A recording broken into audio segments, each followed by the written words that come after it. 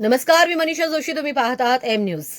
गौतमी पाटीलची गाडी पुण्यात जबरदस्त अपघात आणि चंद्रकांत पाटलांचा पोलिसांना फोन. चंद्रकांत दादा पाटील म्हटले, तिला सांगा तू असशील गौतमी पाटील वगैरे. 30 सप्टेंबरला वडगाव पुलाजवळ एक रिक्षा भरधाव गाडीला धडकली.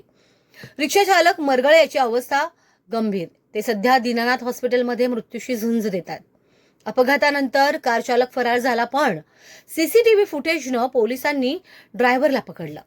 ही कार कुणाची? तर नृत्यांगना गौतमी पाटीलच्या नावावर निघाली. यावरच रिक्षा चालकाच्या कुटुंबियांनी न्यायासाठी राज्याचे उच्च आणि तंत्र शिक्षण मंत्री चंद्रकांत दादा पाटील यांची भेट घेतली. जनता दरबारातच त्यांनी हाक दिली, दादा आम्हाला न्याय हवा. आणि काय सांगू, चंद्रकांत दादा पाटील ताबडतोब भडकले. पोलीस अधिकाऱ्यांना फोन लावून थेट सवाल केला की गौतमी पाटीलला उचलायचं की नाही. तिला म्हणावं तू असशील गौतमी पाटील वगैरे. यावर लगेचच पुणे पोलिसांनी गौतमी पाटीलला चौकशीसाठी नोटीस बजावली. अपघात प्रकरणात जबाब द्यायलाच लागेल असं साफ सांगितलं. रिक्षा चालकाच्या घरच्यांनी स्पष्ट मागणी केली आहे, फक्त चौकशी नाही, गौतमी पाटीलला अटक व्हायला हवी.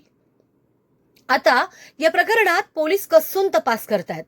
गाडी कुठून आली, अपघातानंतर क्रेन कोणी बोलावली, पहिला फोन कोणी केला, सगळी साखळी उलगडली जाणार आहे.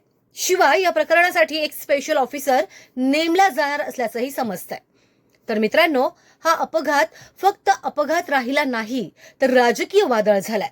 तुमच्या मते गौतमी पाटीलला थेट अटक व्हायला हवी आहे का, की चौकशीनंतरच निर्णय व्हावा? कमेंटमध्ये नक्की सांगा.